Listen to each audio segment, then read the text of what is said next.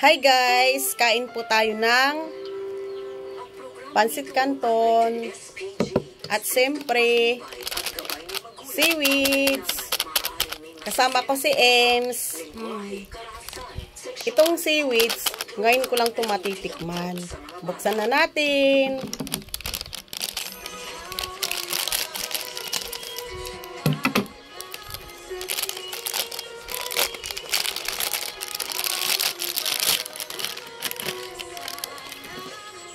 Ayan siya guys.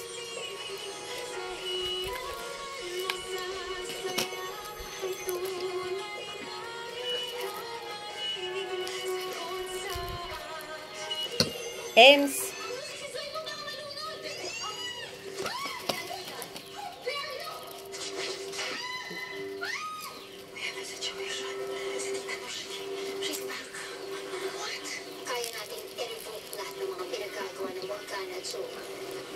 So guys, may hawak akong alas laban sa mag-ina.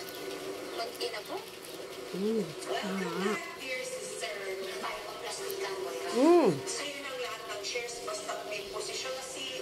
Medyo masarap. Lasa siyang tinapa. Ganito pala ang lasa ng seaweed. Para ka lang kumakain ng tinapa.